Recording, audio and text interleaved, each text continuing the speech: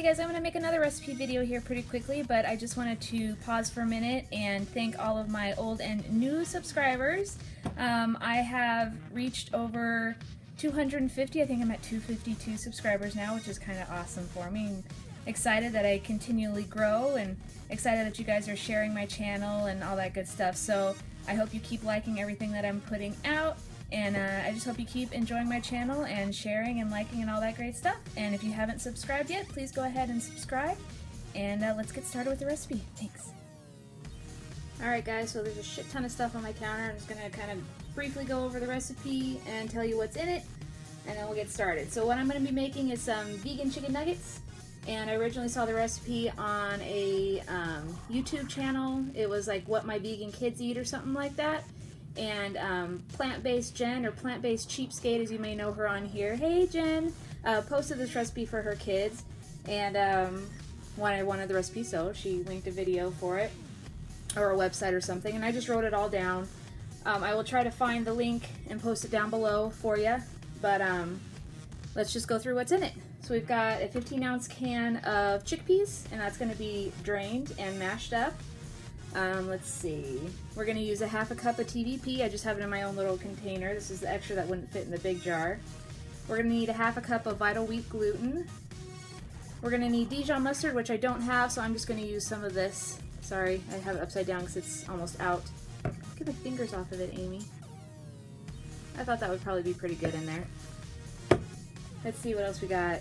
It calls for thyme, and I have this little ground thyme thing, so I figured that would work. It calls for agave, so this is the agave that I have. Soy sauce from Trader Joe's, of course, and a little water, and that's to make the nugget dough. And then for the breading, it's going to call for some soy milk. That's going to be used in the breading process. And it also calls for some lemon juice so you can make like a vegan buttermilk, but I'm not going to do that. I'm just going to use the soy milk. And the breading, here is half a cup of breadcrumbs, and she used cracker crumbs, and I happen to have panko breadcrumbs left over from my, let's see if I can get that in there, kind of sort of in there. Had that left over from my vegan crab cake recipe, so I'm going to use some of those. It calls for nutritional yeast. There's no way to make this in the video because it's way too close, but there's my nooch. What else? Garlic powder. And then I just have mine in a separate jar because we have a huge container of this, so I just put some in a jar to make it easier. Let's see what else we got. And then salt and pepper to taste and oil for frying. It does give instructions for baking, so I'm going to probably do like half and half baked and half fried, and see how they turn out. When Jen made this, she did say that she kind of did it like you may do some traditional frying.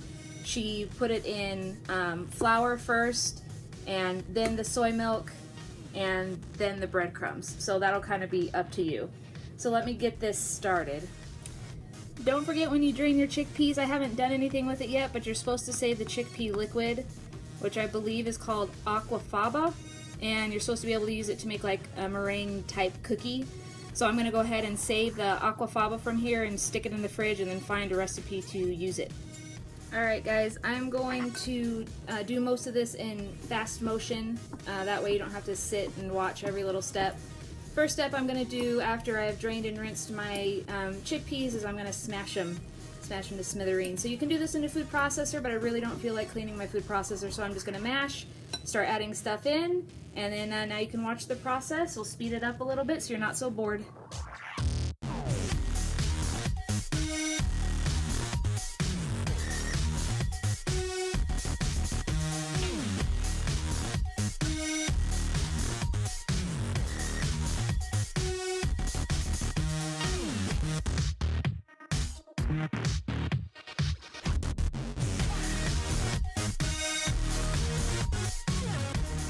Alright guys, so I've gotten all the ingredients in there.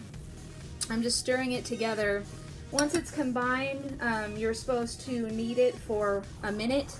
What does it say? What did I write down? Mix and knead for 1 minute until bubbles are gone and gluten strands are formed. So that's what I'm going to do. I'm going to mix this up, make sure there's no flour or any of the, other ingredients left. I want to make sure everything's mixed pretty thoroughly. I'm going to go ahead and knead it, and then I will show you what it looks like. But so far, it looks like that. Mmm, tasty. Hey guys, not that this is going to be like a great demonstration, I'm just going to leave it in the bowl.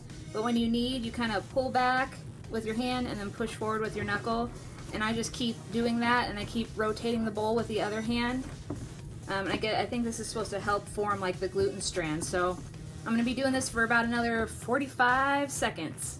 Alright, I'm going to try to show this to you.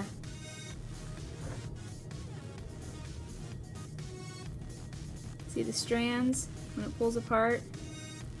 Hopefully you can see what I'm talking about. Those are the gluten strands that are forming to make the right texture. All right, I just wanted to show that to you. All right, guys, we're gonna put together the breadcrumb and milk parts of this. So for the breading, I'm gonna use half a cup of panko, and again, she used ground up Ritz crackers. So if you want to use cracker crumbs or a finer breadcrumb, like, be my guest. This is just what I happen to have on hand. And honestly, you can season this however you want to season it. So if you want it like Italian style, put more Italian seasonings in it. If you want it like a curry style or Mexican style or whatever, kind of do whatever you want. I happen to like what's in here. It's real basic, so that's what I'm going to stick with.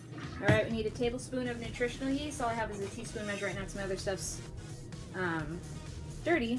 So this is 3 teaspoons, which is equivalent to a tablespoon. Half a teaspoon of garlic. Half a teaspoon doesn't sound like that much, so probably closer to a full teaspoon. Pepper. Need to fill this bad boy up again. Calls for a 1/4 teaspoon of pepper. And I tasted the dough, and I couldn't really eat it because it's got the raw, or not the raw, but the unhydrated TVP in it. And it was a little on the sweet side, so I know for next time maybe to add less agave. So I'm going to add a little bit more pepper than it calls for. And then I'm going to add some salt. Let's mix that up and see how it tastes. Make sure you mix it up really good too, so everything's evenly distributed. If you have pie plates at home, that works good for breading stuff.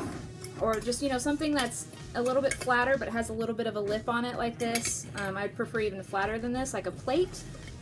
I'm just using this so I make as little of a mess as possible, if that's even possible. Alright, let's give this a quick little taste. More salt. Remember to adjust to your seasonings. I think if you use like the crackers, like Ritz crackers or something, those have got such a rich flavor in them anyways, that you won't need to add any salt or pepper to those. I need to put more pepper. My pepper milk's pretty much empty. A little more garlic. I'm actually going to add, if I can find it, I'm going to add some onion powder, or granulated onion, whatever you want to call it. That stuff's good in anything. And that suits my flavors, so. Oh, another good thing you could probably use, I didn't think about this till now, too late. Trader Joe's 21 seasoning salute would be good in this. Costco's no salt seasoning would be good in this. Any of the Mrs. Dashes would probably be fantastic in this. So if you already have a seasoning blend that you like for other things, I would just use that if you have like a favorite. My favorite is garlic and onion anyways, so this is what I used to do when I would bread stuff. I wouldn't put nutritional yeast in it, obviously, because I had no idea what the hell that was. But now I get the big containers. Alright, let's find a good mixed up part. That's better. And remember, it's all vegan, so you can taste along the way and adjust as needed. Just thought I'd throw that in there for you. Alright, soy milk. Where's my measuring cup? There's my measuring cup. And it just calls for a 1/2 cup soy milk. If you want to make the vegan buttermilk, it's a 1/2 cup of soy milk and a, what is it, 1/2 teaspoon of lemon juice. And you just want to let that sit for a few minutes till it starts to curdle. And then mix it up. You can also use white vinegar or apple cider vinegar for it. That's kind of your preference. That is all ready to go. I'm going to form my nuggets and decide if I want to get another dish out to pre-bread in flour first, but I might just be lazy. I might test a nugget and see if this breading system works, and if it does, then I'm not going to use the flour. Alright, I'll be back in a minute. Guys, let's make nuggets. Pull out the size you want, whatever the size of a traditional nugget is. Form it into whatever shape you want. I mean, if you have kids, it'd be kind of fun to maybe almost use like a cookie cutter, or make it into, let them make fun, cute little shapes. Or you can just make it into the traditional, you know, oval, roundish nugget shape, whatever you want to do. Jen said with hers that she might pre-bake them and then fry them, because hers were still a little doughy in the middle. So I'm just going to alleviate that step, hopefully, and make mine a little bit flatter and see if maybe that kind of helps. So yeah, and like I said, I'm gonna do half and half anyways, half baked, half fried. See what I like best. And if something in the middle works out, then that's what I'll do. I'm gonna go ahead and finish flattening these guys out, and then I'll come back to you for the breading. So I just put them on a cookie sheet. It's lined with a Silpat. You can also use parchment paper if you don't have one of those. I'm gonna see how the breading sticks, and if I like this method, then I'm going to just stick with it. I don't know, can you see? Whatever, my milk's over here, hopefully you can see that. Here's my breading. So I'm just gonna stick it in. You're supposed to do one wet hand and one dry hand so you don't get club fingers, but you know, that never works. So what I like to do is just kind of sprinkle some all around it, and then I'll just take it in my hand on both sides, and I shake off the excess. So that's what my breaded nugget looks like. I don't think I'm going to do the additional flour step. That might add an extra crunchy layer, especially if you're frying them, but this will be good for this time, and then I can do the extra step next time if I feel like it. So I'm going to go ahead and get all those breaded and ready and set everything up for the cooking. Okay guys, mine made 19 delicious looking nuggets. Look pretty good to me. As far as the flour mixture goes and the milk goes, I don't like to waste that stuff, so can you see me? You can kind of see me. I don't like to waste that stuff, so I probably actually suggest using a 1/4 cup of soy milk, adding a little bit more if you really need it, because I threw out a good bit. And then I think the breading is pretty spot on. There was some leftovers, but you know when you bread stuff, you get all those gooey bits in it from whatever you're breading, so I think it actually worked out pretty well. You could maybe do just a little bit less, make like 2/3 of the recipe, which I know might be kind of hard, but and also, if you really like these and you think you're going to make them again within a pretty short period of time, I would actually go ahead and jar up both those, the leftover milk and the leftover breadcrumbs, and I'd say if you're going to use them within like 2 to 3 days, it'd probably be okay to reuse. Other than that, you're just going to have to toss it, unfortunately. Alright guys, let's get ready to fry and bake. Hey, you can see my face normal! Alright, so I have a pan over here, which I know now you can't see, but you know, you get the idea. And I put a little bit of oil in there. I'm just using some generic canola oil. Not the best, you know, healthiest thing in the world, but hey, we're gonna try some. So I have enough in there, probably about 1/4 inch or so of oil. I'm not gonna like deep fat fry them. If I had a deep fat fryer, I probably would try that. So it's gonna be like a shallow fry. I probably would have used a little less oil, but it came out a little fast. And then the nuggets that I'm gonna bake, what I'm gonna do is spray the top of them with a little bit of this coconut oil. If I had a different spray oil, I would use that. And the reason why I'm going to spray them is so they get a little bit browned on top, and it kind of cooks the breadcrumbs a little bit. It says to bake them for at 350 for 25 minutes. So that's what I'm going to try. I might try flipping them once and then spraying a little bit more oil on the second side. I'm sure that this method is going to use less oil than frying them, and then also it doesn't even mention to spray them with oil, so you can bake them without oil on them at all, which I might do like 2 just to see how they come out. So I'm going to go ahead and get everything heated up, go turn my AC up a little bit because this is Texas and it's hot.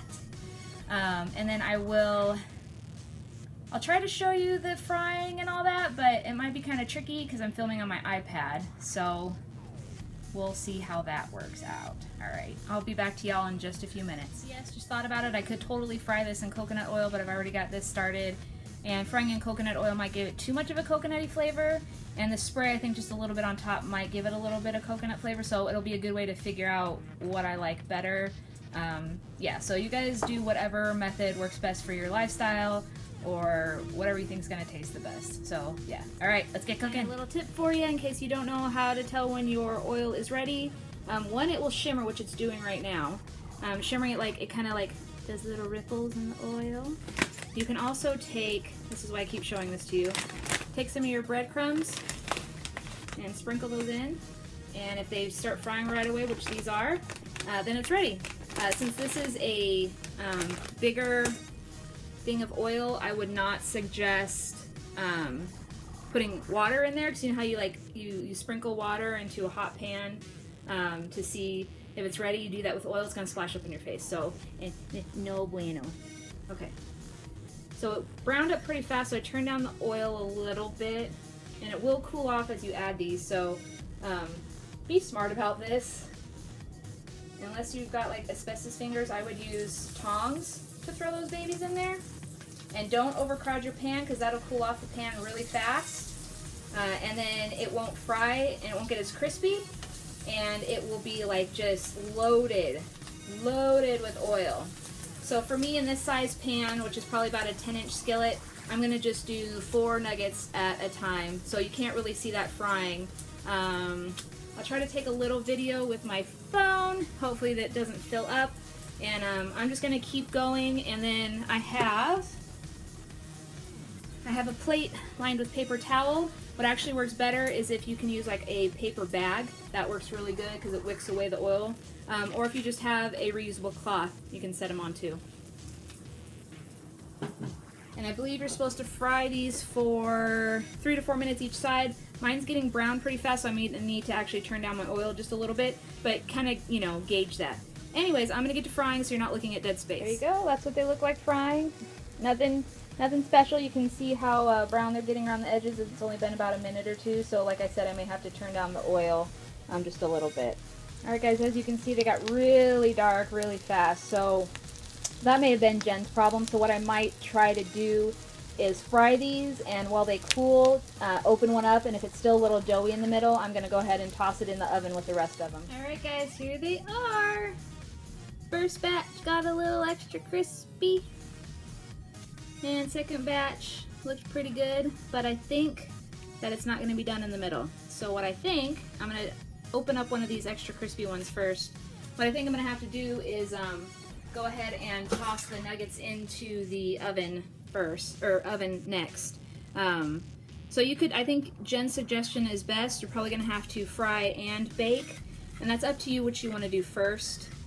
You could get them baked most of the way through and then fry them, or you could fry them and then bake them. Sorry, I just took a bite. It's really crunchy, so that's good. It is kind of doughy. Let me take an actual bite and see, like, if I want them firmer than this anyways.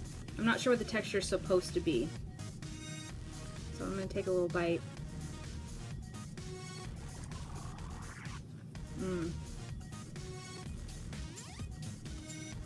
The flavor is really good. I'll definitely use less agave next time. They are a little soft in the middle.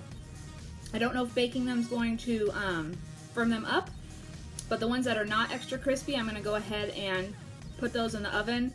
The ones that are extra crispy, I'm just going to eat myself and not subject my husband to them. And then I'm going to let him try these and see what he thinks.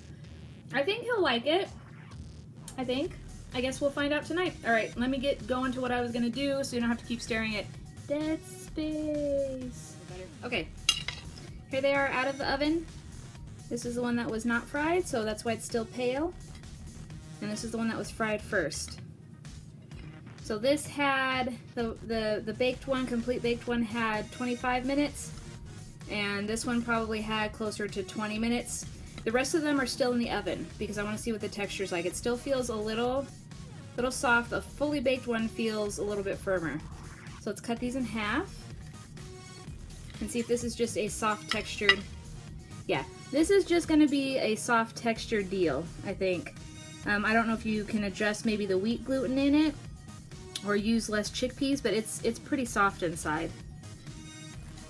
Here's the pre-fried. Pre-fried ones, still same thing. They're still both a little, if you want to call it, doughy in the middle. So unless you bake the hell out of these for maybe an hour, I don't know. I don't think that they're going to get a whole lot firmer than this. Here, you can see. Woo, hot. They firm up a little bit. Let me go ahead and take a bite of each one. The one that was fried first and then baked actually has a little bit more of a firmer texture when I push down on it. So let me do a taste of these two guys. The all-baked one still has pretty much the same texture as the all-fried one. Next one, this was fried and then baked. Pretty much the same texture. Now, I will point out to you that if your friends and family are not a lot of wheat gluten seitan fan, baking it brings out the seitan flavor. Frying it, because I had those other 4 fried ones that I did not bake at all, I didn't taste the seitan flavor. I tasted more of the flavorings that were actually in the dough. So in conclusion, they are good. I think all fried tastes better. Surprise, right? But yeah, these ones that have been baked even a little bit, they have a more seitan flavor to them. That's just my opinion. So thankfully I still have a handful of them in there that were previously fried. So that'll help a little bit. Hopefully my husband will enjoy them because this is his dinner tonight. He's gonna get that, some green beans, and some baked beans. So hopefully that'll be enough for him. I would love for him to try these again where they're just completely fried, and I think he'll like them a little bit better that way. But as I was gonna say, maybe try lowering the temperature of the oil so it's not like super hot right off the bat. I didn't actually like temp the oil, so I don't know what temperature it was at, but it was way too hot because, you know, as you can tell from the first fry, they got, you know, really dark. I mean, you don't want them that dark. And when you bake them, they don't get super dark even if you spray them with oil. They just get a little bit of darkness on them. So somewhere in between these two is the ideal doneness. But they're both very crispy whether you bake them or fry them. The fried ones were a little bit crispier, but I think that's because they were over fried. So yeah, so a lower frying level so you can actually fry them for a little bit longer. Maybe make them even flatter so they might be even crispier. Because these are 1/2 inch, I think. My finger's about 1 inch, yeah.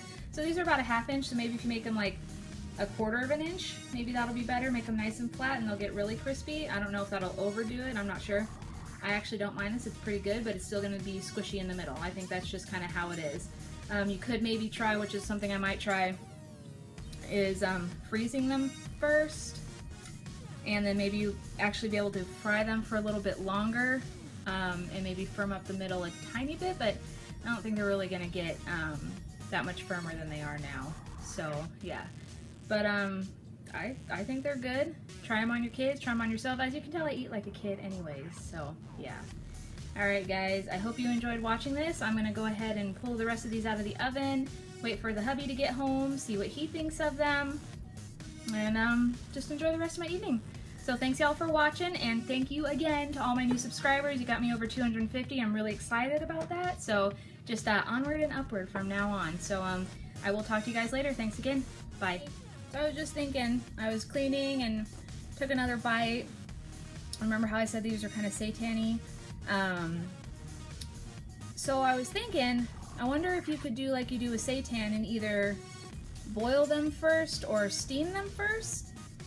And then bake or fry them, if that might help the texture. So if anybody is wanting to try that method, if you do try that method, whatever method you try, let me know how it works and let me know if it changes the texture.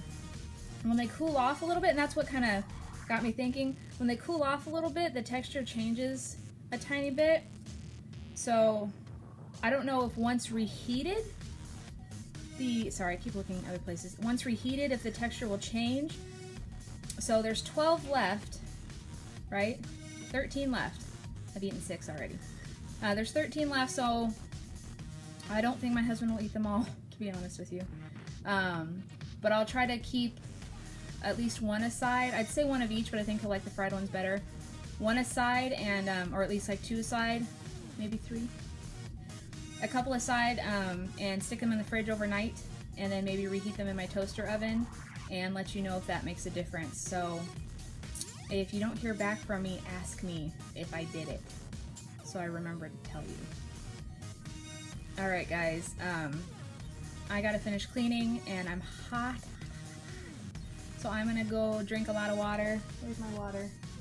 I don't know where my water is. I'm gonna go drink some water, I'm gonna sit down, and I'm not gonna do anything else for the rest of the night until my husband's off work, and then I'm gonna fix him dinner. So, okay, y'all have a good evening. Thank you for watching to the very end. This is probably longer than it needed to be, and I will talk to y'all later. Thanks for watching. Bye!